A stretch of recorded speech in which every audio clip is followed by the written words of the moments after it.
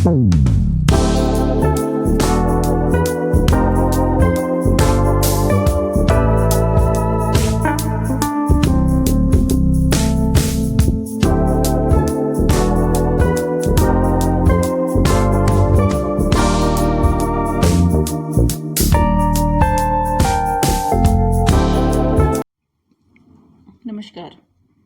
किसानों की एक और समस्या, या फिर ये कह सकते हैं कि समस्या से बचने के लिए भी एक प्रावधान है, जो आज मैं इस वीडियो में आपको साझा करूंगी।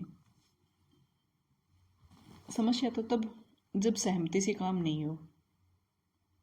यदि सहमति से यदि कोई काम हो जाता है, आपसी समझाइश से, घर बैठ के, या फिर बड़े बुजुर्गों के आदेश से, निर्देश से यदि कोई आपसी सहमति से काम बन जाता है तो कोर्ट कचहरी नहीं जाना पड़ता। और यदि सहमति नहीं बन पाती तो फिर हमें कानूनों का सहारा लेना पड़ता है, कोर्ट का सहारा लेना पड़ता है। कोर्ट का सहारा लेने का सीधा सीधा मतलब आज के समय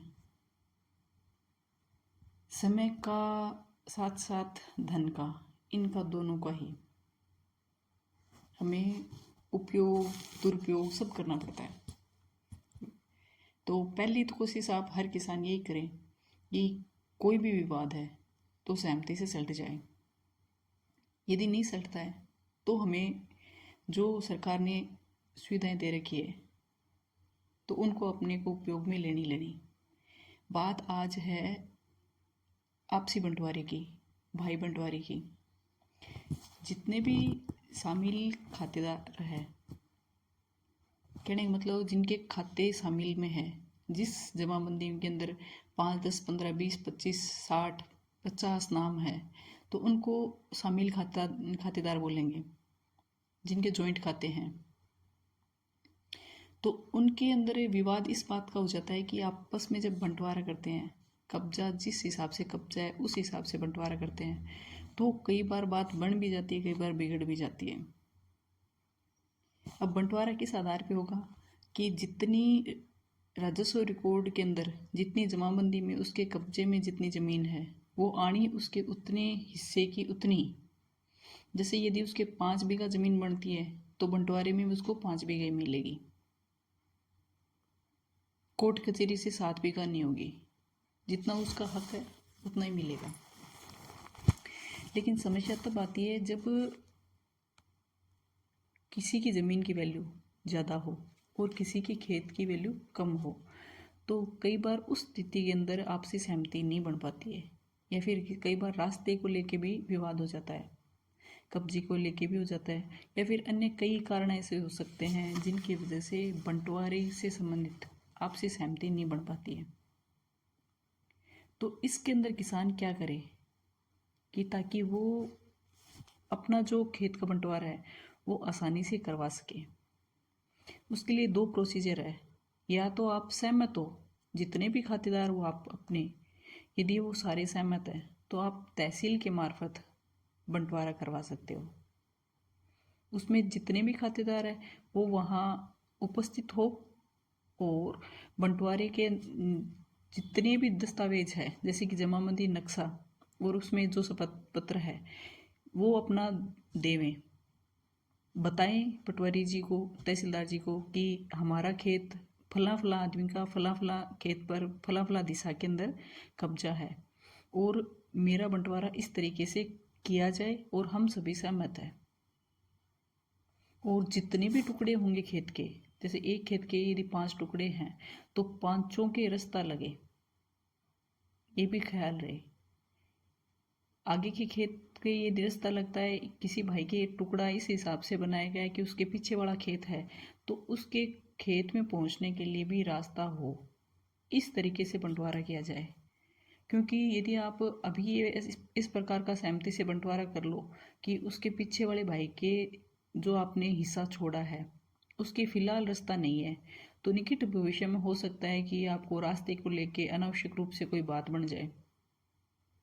तो इसके लिए बंटवारा जिस समय हो तो आप रास्ते को लेकर पहले एकदम क्लियर हो जाएं कि जितने पे आप टुकड़े करें तो प्रत्येक टुकड़े में जाने के लिए रास्ता कटानी हो। सहमति से छोड़ दीजिए, लेकिन उसको पहले केसीसी क्लियर करोगे। किसी भी खाते के अंदर किसी भी खातेदार की लोन नहीं हो तो ये आपका बंटवारा संभव है। दो चीज़ तो ये बड़ी बड़ी हमेशा ध्यान में रखें, जितने भी खातेदार हैं वो उपस्थित होने आवश्यक है। आपकी आधार आईडी वगैरह भी दे दीजिए ताकि पहचान हो जाए कि ये खातेदार वही है, और सहमति से बंटवारा हो जाए तो उसका सबसे बड़ा फ़ायदा ये है कि आपको अनावश्यक रूप से कोर्ट के चक्कर नहीं काटने पड़ेंगे। पहला प्रयास हमेशा सहमति का कीजिए।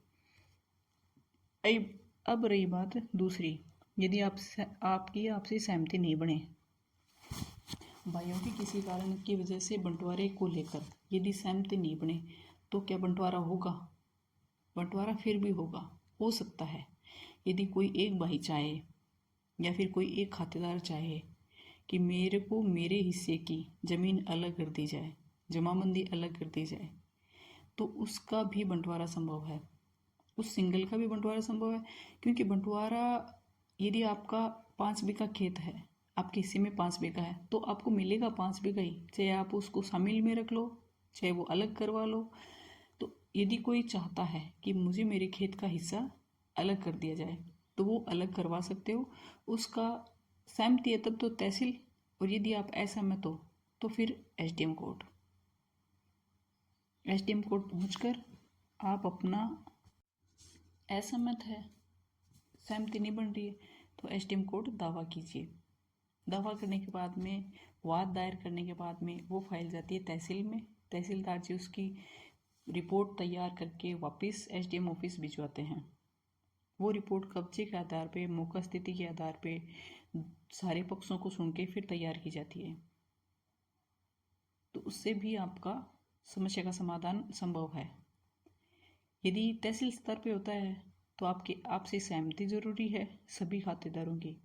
यदि आपसी सहमति नहीं है तो आपको एसडीएम कोर्ट वाद दायर करना पड़ेगा। लेकिन ये जो आपका अधिकार सरकार ने दिया है उसका आप उपयोग बिना विवाद के कर सकते हो। यदि विवाद करोगे, किसी प्रकार का कोई लड़ाई झगड़ा या कोई अन्य तरीका का कोई विवाद पैदा होता है तो आपको पुलिस केस का ही सामना करना पड़ेगा। ज़मीन नहीं बढ़ेगी, आपकी ज़मीन जितनी रिकॉर्ड में उतनी रहेगी। ज़मीन बढ़ाने का कोई प्रावधान नहीं है, ज़मीन उतनी रहेगी, लेकिन बस वो विवाद बढ़ने से मानसिक, शारीरिक, आर्थिक ये तीनों नुकसान किसान को ही होंगे, आप खातेदारों को ही होंगे। तो इसलिए आपको यदि आपके दो ही रास्ते हैं, या तो सहमत हो या फिर असहमत हो, दोनों के रास्ते मैंने बता दिए। यदि इस बंटवारे से संबंधित आपको किसी प्रकार का कोई भी सवाल पूछना है तो आप कमेंट बॉक्स में पूछ सकते हो। मेरा प्रयास यही रहेगा कि किसान से जुड़ी हुई किसी भी प्रकार की ज़मीनी समस्या है तो मैं उनको विधि विधान से जो है प्रोसीजर उनके बारे में आपको ज़रूर बता सकूं। किसानों से संबंधित वीडियो है, किसानों के पास में ज़रूर पहुंचाइए। धन्यवाद।